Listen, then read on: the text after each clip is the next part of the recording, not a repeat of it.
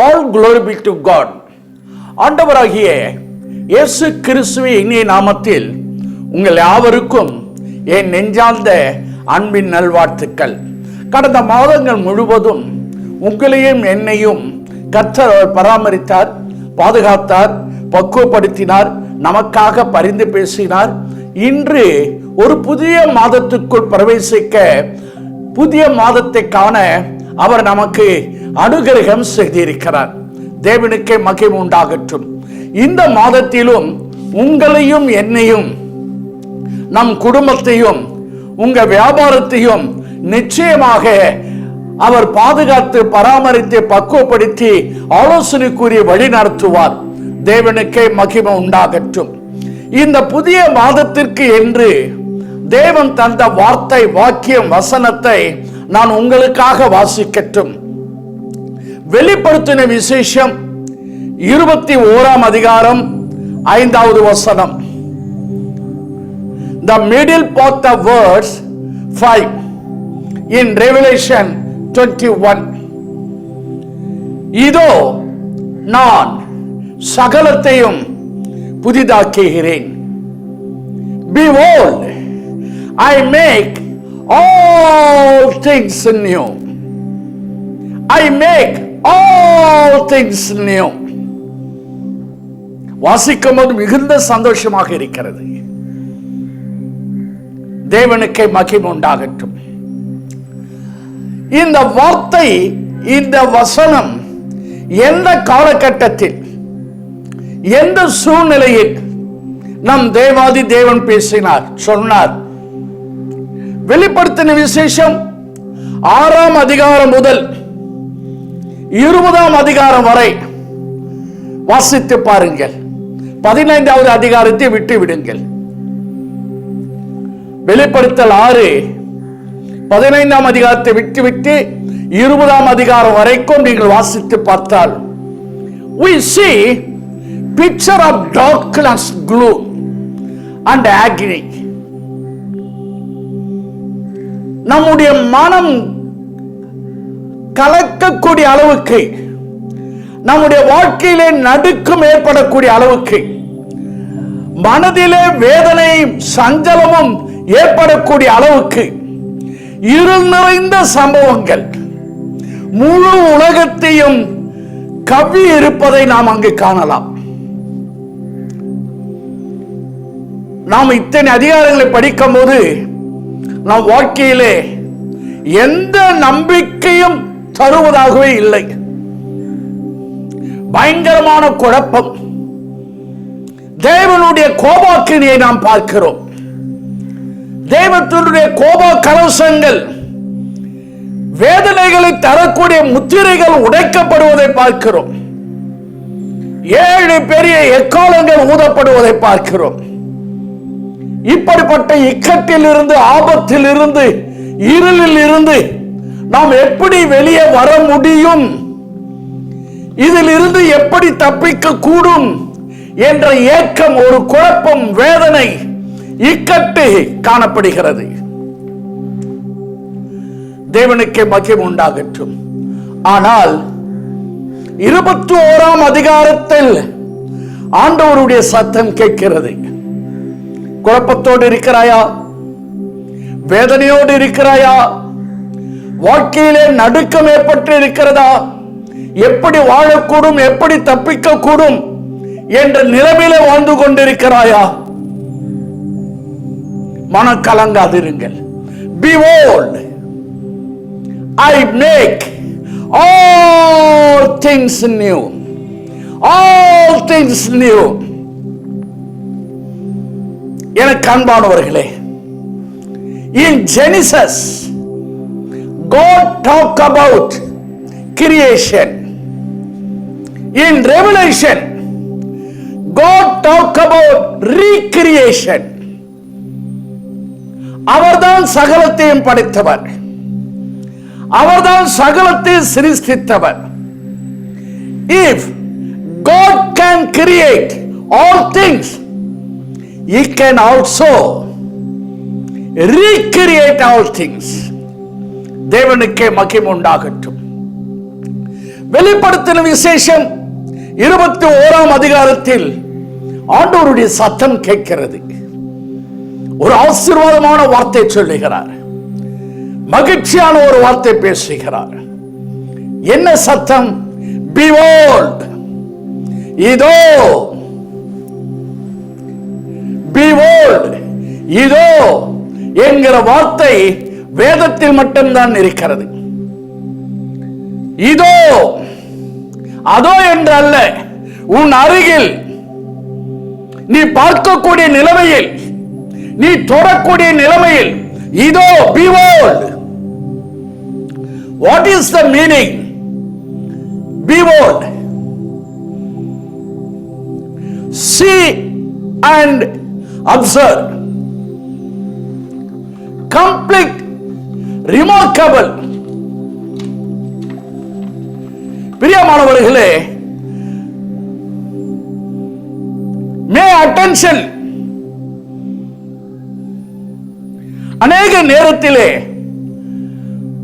நாம் நியூஸ் பேப்பர்ல பார்த்து, டிவியில பார்த்து, செய்தித்தாள்களை பார்த்து, ஃப்ரெண்ட்ஸ், கிட் அண்ட் கிங்ஸ் மூலமாக வருகிற தோல்வியான காரியங்களை கேட்டு கேட்டு கேட்டு நம்முடைய இருதயத்திலே நெகட்டிவ் தாட்ஸ் தான் அதிகமாக இருக்கிறது. நம்முடைய சிந்தனையிலே நெகட்டிவ் தாட்ஸ் தான் இருக்கிறது. ஆண்டவர் சொல்கிறார், மே அட்டென்ஷன் ப்ளீஸ். தயவு செய்து என் வார்த்தையை கவனிச்சு பாரு. தயவு செய்து என் வார்த்தையை மைனிட்டா கேளு. பிரியமானவர்களே, யார் சொல்றது இந்த வார்த்தை? யார் சொல்றது முக்கியமான வார்த்தை? மற்றவர் சொல்றது முக்கியமான வார்த்தையா? No no no no. Kith and kins, relatives, news, TV சொல்றது முக்கியமான வார்த்தையா? No no no no. கர்த்தர் சொல்றது தான் முக்கியமான வார்த்தை. ரெண்டு கரங்களை வைத்து சொல்லுங்க. நான் என் வாழ்க்கையிலே தலைவர்கள், நடிகர்கள், நியூஸ் சொல்ற வார்த்தைக்கு முக்கியத்துவம் கொடுக்க மாட்டேன். என் வேதாகமத்தில் என் ஆண்டவர் உரைக்கிற வார்த்தை தான் முக்கியமானது. கர்த்தர் சொல்றது தான் முக்கியம். அம்மா, கர்த்தர் சொல்றதாம்மா முக்கியம். பாஸ்டர், என்ன காரணத்தினால கர்த்தர் சொல்றது முக்கியம் என்று நீங்க சொல்றீங்க? இதை சொல்லுகிறவர் எங்கிருந்து சொல்லுகிறார்? வெளிப்படுத்தல் 21ஆம் அதிகாரம் 5வது வசனம், முதல் பகுதி. சிங்காசனத்தில் வீற்றிருக்கிறவர் சொல்லுகிறார். He is seated on the throne. இந்த வார்த்தையை உரைத்த தேவன் நித்தியத்தை ஆளுகிற தேவன். எதற்காக சிங்காசனத்தில் வீற்றிருக்கிறதை காட்சியாக நமக்கு காண்பிக்கிறார். நான் சொன்ன இந்த செயலை செய்ய எனக்கு வல்லமை உண்டு. நான் சொன்ன இந்த செயலை செய்ய எனக்கு அதிகாரம் உண்டு. சிங்காசனம் வல்லமையை குறிக்கிறது. சிங்காசனம் அதிகாரத்தை குறிக்கிறது. I have more power and authority to carry out what I know, proclaim. ஏன் ஆண்டவரின் வார்த்தை மிக முக்கியம்? வெளிப்படுத்தல் 21ஆம் அதிகாரம் 5வது வசனம். இந்த வார்த்தை சொல்லுகிறவர் யார்? சத்தியமுள்ள தேவன் உரைக்கிறார். இந்த வார்த்தையை சொல்லுகிற தேவன் யார்? உண்மை உள்ள தேவன் உரைக்கிறார். அது மட்டுமல்ல, வெளிப்படுத்தல் 21ஆம் அதிகாரம் முதல் வசனத்தை வாசித்து பாருங்கள். Already God had begun the process. ஆண்டவர் புதிதாக்கும் செயலை துவக்கிவிட்டார். வெளிப்படுத்தல் 21 அதிகாரம் 1 வசனம். புதிய வானத்தை, புதிய பூமியை, புதிய எருசலேம், பரிசுத்த நகரம் எல்லாம் புதியது புதியது புதியது புதியது. ஆகவே ஆண்டவருடைய வார்த்தை முக்கியம். மீண்டும் வெளிப்படுத்தல் 21 அதிகாரம் 5வது வசனம் நிதானமாக வாசித்து பாருங்க. பழையவைகள் ஒழிந்து போயிற்று. கோடிட்டுக் கொள்ளுங்கள், ஒழிந்து போயிற்று. பழையவைகள் இல்லாமல் போயிற்று. எல்லாரும் சொல்றீங்களா? ஒழிந்து போயிற்று, பழசு இல்லாமல் போயிற்று. நான் தீர்க்க தரிசனமா சொல்றேன், உங்கள் வாழ்விலே எந்தெந்த காரியங்கள் எல்லாம் இன்னும் பழையவைகளாக இருக்கிறதோ அவைகள் எல்லாம் ஒழிந்து போகும். உங்க வாழ்விலே எந்தெந்த செயல்கள் எல்லாம் இன்னும் மாறாமல் இருக்கிறதோ அவைகள் எல்லாம் இல்லாமல் போகும். அநேகர், ஐயா, என் மகனுடைய குணமும் என் மகனுடைய மனமும் மாறலை என்று சொல்லுகிறார்கள். நான் சொல்றேன், இந்த மாதம் பழைய குணங்கள் எல்லாம் ஒழிந்து போகும்.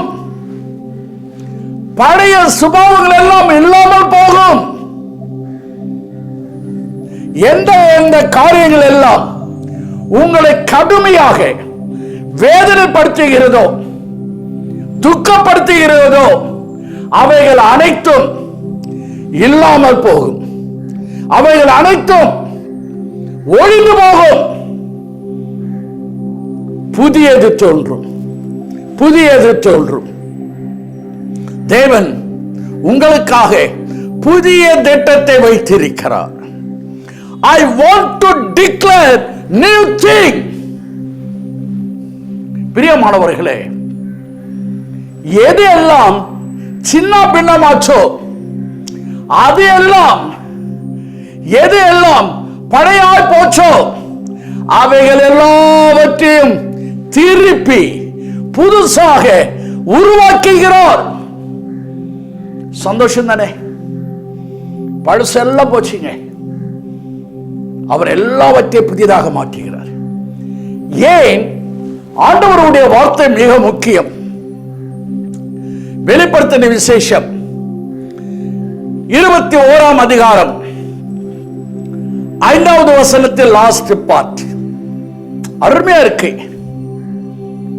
அவர் சொல்லிட்டு சகலத்தையும் புதிதாக்குவேன் என்று சொல்லிட்டு இவைகளை எழுதி வை, இவைகளை எழுது, write it down, write it down,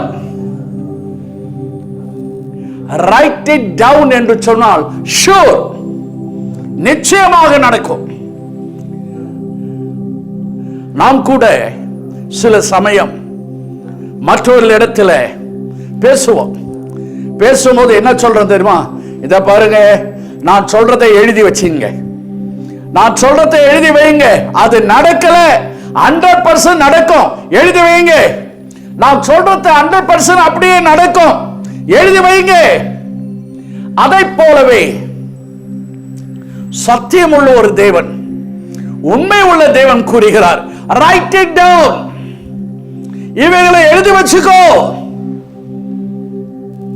ஆகவே இவ்வுலகம், உலகத்தார், டிவி, நியூஸ் சொல்லுகிறது முக்கியம் அல்ல, தேவ வார்த்தை தான் முக்கியம். 2 கரங்களை உயர்த்தி, எனக்கு தேவ வார்த்தை தான் முக்கியம். தேவனுக்கே மகிமை உண்டாகட்டும். எவைகளை புதிதாக்குகிறார்? நம் வாழ்விலே ஏதோ 1 2 அல்ல, சகலத்தையும், வாழ்க்கையிலே எல்லா பகுதிகளில் புதிதாக மாற்றுகிறார். நீங்களும் நானும் ஆண்டவருடைய சமூகத்துக்கு போவோம், ஒரு பெரிய லிஸ்ட் ஒன்று வைப்போம். ஆண்டவரே, புதிய எதிர்காலம் தேவை, தேவரே எனக்கு புதிய அபிஷேகம் தேவை, இறைவா எனக்கு புதிய அடையாளங்கள் தேவை, அப்பா எனக்கு புதிய உடல் அமைப்பு தேவை, தகப்பனே, எனக்கு புதிய தரிசனங்கள் தேவை. இயேசுவே, எனக்கு புதிய சத்தியங்கள் தேவை. வேர்ல்டு மெட்டீரியல்ஸ்ல எனக்கு புதுசு தேவை என்று ஒரு பெரிய லிஸ்ட் வைப்போம் ஆண்டவர் சமூகத்தில். ஆண்டவர் சிங்காசனத்தில் வீற்றிருக்கிறாரே, அவர் கூறுகிறார், மகனே மகளே, நீ எதிர்பார்த்ததை காட்டிலும் மேலான உன் ஜீவியத்திலே எல்லாவற்றையும் புதிதாக தருகிறேன். கரங்களை தட்டி தெய்வத்தை மகிமைப்படுத்துங்க. உன் எதிர்காலத்தை, உன் ஊழியத்தை, உன் உணர்வுகளை, உன் ஆவிக்குரிய வழிகளை, உன் விருப்பங்களை, உன் வாஞ்சைகளை, உன் குடும்ப வாழ்வை, உன் தொழிலை, உன் மனதை, உன் பிள்ளைகளுடைய கேரக்டர்களை எல்லாவற்றையும் புதிதாக்குகிறேன். ஏதோ ஒன்று இரண்டு அல்ல, எல்லாவற்றையும், சகலத்தையும். ரெண்டு கரங்களை உயர்த்தி சொல்லுங்க, என் தேவன் என் வாழ்க்கையில ஏதோ நான் சொல்றது சிலதுதான், ஏதோ ஒன்று இரண்டு அல்ல, சகலத்தையும் புதிதாக்குகிறார். ரெண்டு கரங்களை உயர்த்தி, சகலத்தையும் புதிதாக்குகிறார். எப்படி புதிதாக்குகிறார்? ரீமேட். அதே வேலைதான், அதே பொறுப்பு தான், அதே வாழ்க்கை தான், ஆனால் புதிய புதிய நன்மைகள் வரும். சவாலை சந்திக்க புதிய அணுகுமுறை தருவார். அந்த சவாலை சந்திக்கும் போது புதிய யுக்தியை தருவார். சத்துரு எழுப்பி வரும்போது சத்துருவை தோற்கடிக்க புதிய பலன் தருவார், புதிய நோக்கம் தருவார், புதிய ஆலோசனை வரும். புதுசா தரம் சொல்றதுனால நான் 5.3 இன்ச்சு இருக்கிறவன் 5.7 மாத்திர மாட்டார். அதேதான், ஆனா அதை கொண்டு புதிதாக தருவார். ஒரு முறை நம்முடைய சபையில் இருக்க சகோதரர் ஒருவர் ஒரு புதுசா வியாபாரம் செய்ய ஒரு இடத்துல ஒரு கடையை திறப்பதற்கு என்னை கூப்பிட்டார். நானும் வந்து திறக்கிறேன்னு சொல்லி ஏற்றுக்கொண்டேன்.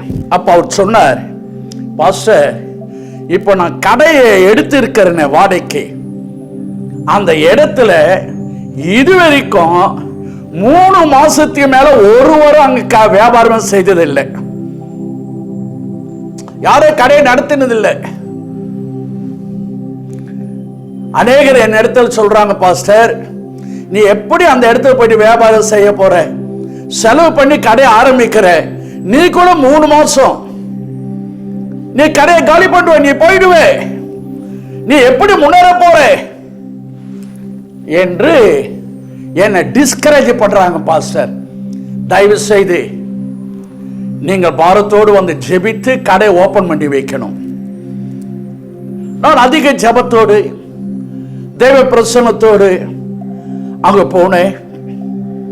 என்னை சுற்றிலும் பிரதர்ஸ் இருக்கிறாங்க, இங்க இருக்கிற பிரதர்ஸ் எல்லாம் அங்க இருக்கிறாங்க என் கூட. 2 கரங்களை உயர்த்தி பாரத்தோடு ஜெபித்தேன். தகப்பனே, இந்த பிரதர் நிமித்தம் இந்த கடையை புதிதாக்கும்.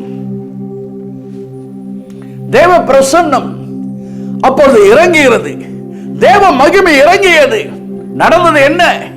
அங்கு உலாவிக் கொண்டிருந்த அங்கு காணப்பட்ட சாபங்களை தேவ மகிமை துரத்தியது. வன்கண்கள், எரிச்சல், அந்தகாரத்தில் ஆவிகளை தேவ பிரசன்னம், தேவ மகிமை துரத்தியது.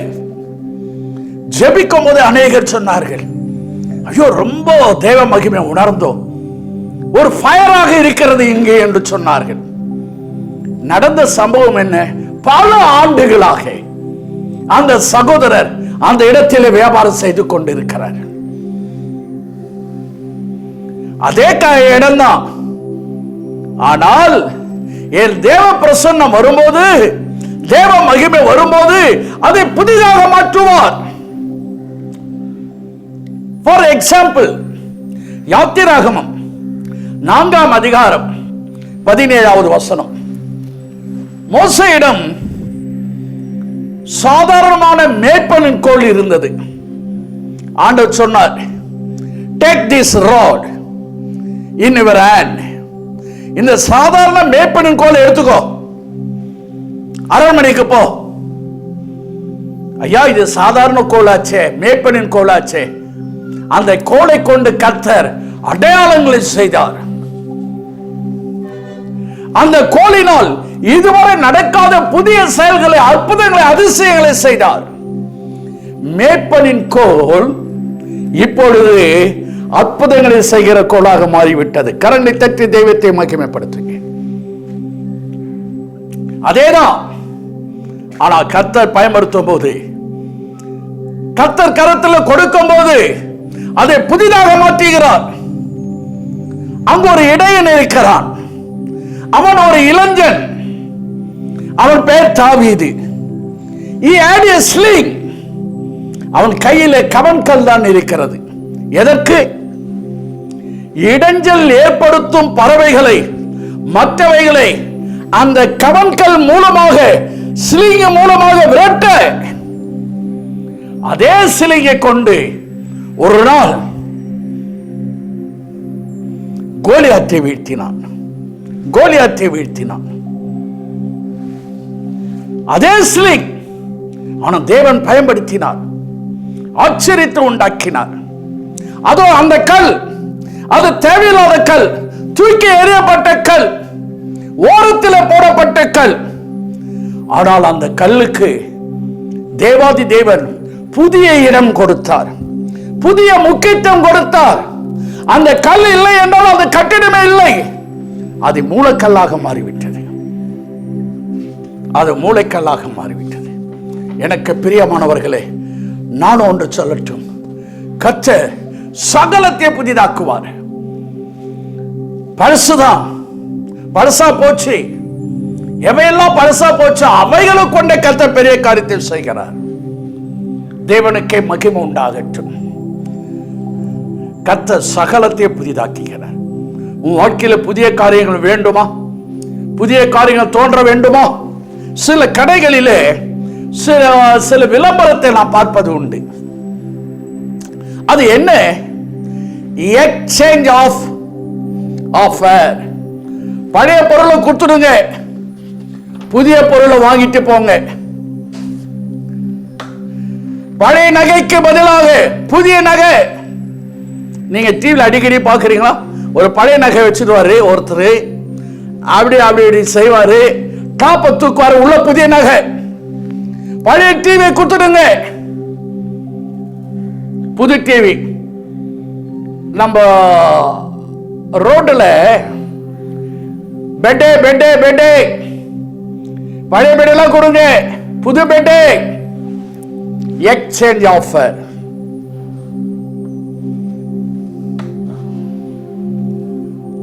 என் தேவன் உங்கள் வாழ்க்கையில நீங்க பழசெல்லாம் கொடுத்துட்டா அவர் புதிதாக அப்டேட் பண்ணுவார். எத்தனை பெரிய சந்தோஷம்! புதிய காரியங்களை நீங்கள் எதிர்பார்க்கும் போது புதிதாக்குகிற தேவன் உன்னுடைய வாழ்க்கையில் இருக்கக்கூடிய பழையதை கொடுத்துடணும். பழையதை கொடுத்துடணும். பழச வச்சுட்டே இருந்தா புதுசு வராது. ஒருவன் கிறிஸ்துவுக்குள் இருந்தால் எல்லாம் புதிதாயின, பழையவைகள் எல்லாம் ஒழிந்து போயின. நீங்க பழசையே வச்சுக்கிட்டு புதுசு தேவை புதுசு தேவைன்னா எப்படி கொடுப்பார்? பரிசுத்த லூக்கா 5ஆம் அதிகாரம் 36, 37, 38 வசனங்கள் வாசித்து பாருங்க. 36. ஒருவனும் புதிய துணியோடு பழைய துணியை தைக்க மாட்டான். புதுசோடு பழச வச்சு தைக்க கூடாது. அப்படி தைத்தால் கிழிந்து போகும். புதிய துணி பழைய துணிக்கு ஒவ்வாது. கர்த்தராகிய இயேசு கிறிஸ்து சொன்னார், ஒருவரும் புதிய ரசத்தோடு பழைய ரசத்தை நீ ஊற்றக்கூடாது. அப்படி ஊற்றினால் ரசம் சிந்தி போகும், துரிதங்களும் கெட்டு போகும். கர்த்தர் புதியவைகளை கொடுத்து கொண்டே இருக்கிறார். ஆனால் புதியவைகள் உங்கள் ஜீவியத்திலே பரிபூரணம் அடையவில்லை. காரணம் என்ன தெரியுமா? பழையவைகளை நீங்கள் கெட்டியாக பிடித்துக் கொண்டிருக்கிறீர்கள். இன்னும் பழைய சுபாவங்கள் சாகல, இன்னும் பழைய வழிகள் சாகல, இன்னும் பழைய உறவுகளை விட்டு விடல, இன்னும் பழைய செயல்பாடுகளை விடல, இன்னும் பழைய அணுகுமுறைகளை விடல, பழைய வாழ்க்கை முறைகள். அதோடு புதியதை நீங்கள் கேட்கக்கூடாது. பிரியமானவர்களே, தேவனிடத்திலிருந்து புதியவைகளை பெறணுமா? சிலுவையிலே அன்றைக்கே பழையவைகளை சாகடிக்கணும். பழையவைகள் சாகும்போது புதியவைகள் உருவாகும். பழைய மனுஷன் சாகும்போது புதிய மனுஷன் வருவான். பழைய வழிகள் சாகணும், புதிய வாசல்கள் திறக்கப்படும். நீங்கள் கவனித்தீர்களா? ஆதியாகமம் 12ஆம் அதிகாரம் முதல் 2 வசனங்கள். 12ஆம் அதிகாரத்தை வாசித்து பாருங்க. நீ ஆபிரகாம் அல்ல, நீ ஆபிராம் அல்ல, நீ ஆபிரகாமாக மாறணும். நீ சாராய் அல்ல, நீ சாராளாக மாறு. உனக்கு புதிய பெயர் தரணுமா? ஆமா. உனக்கு பெரிய ஜாதி ஆகணுமா? ஆமா. நீ ஆசீர்வாதமாக வாழணுமா? ஆமா. உன் பேர் பெருமைப்படணுமா? ஆமா. அதற்கு நீ பழையவைகளை விட்டுவிடு. அபிராம், பழையவைகளை நீ விடவில்லை என்றால் நான் தருகிற புதியவைகள் உன்னாலே நிலைக்காது. கொஞ்சம் புளித்த மாவு புதிய மாவுகளை புளிப்பாக்கிவிடும். ஆகவே புளிப்பு மாவுகளை தூக்கி எறியுங்க. ஆபிரகாம் முதலில் விட்டுவிட்டான். விக்கிரக கலாச்சாரம், விபச்சார கலாச்சாரம், தாறுமாறான கலாச்சாரம், இதுதான் ஆபிரகாம் தேசத்தில் இருந்தது. எனவே அந்த தேசத்தை விடு. சீரழிக்கும் கலாச்சாரத்தின் மீது பற்று வேண்டாம். பிரியமானவர்களே, நான் ஒன்று சொல்லட்டும். நாம் இந்தியாவில் தான் வாழ்கிறோம், சென்னையில் தான் வாழ்கிறோம். ஆனால் நாம் பரலோகவாசிகள். யோவான் 17:16 இயேசு ஜெபிக்கும் போது, பிதாவே, நான் உலகத்தான் அல்லாதது போல அவர்களும் உலகத்தார் அல்ல, நாம் பரலோகத்தார். 2 கரங்களை உயர்த்தி, நாம் பரலோகத்தார். புதியது வேண்டும் என்றால் பழையதை எடுத்து போடுங்க. லேவியராகமம் 26:10 புதிய தானியத்திற்கு இடம் உண்டாகும்படி பழையதை விலக்குவீர்கள். Clear out the old because of the new. God brings it fresh every day. You will receive it. 2 கரங்களை உயர்த்தி புலம்பல் 3:23 புதிய கிருபை அவர் புதிதாக தருகிறார். ஆண்டவரே, என் வாழ்க்கையிலே, என் ஜீவித்திலே, என் மனதிலே இருக்கிற பழைய சிந்தனைகள், பழையவைகளை நான் தூர எறிந்து விடுகிறேன். ஆபிரகாமை போல சொல்லுங்க. 2 கரங்களை உயர்த்தி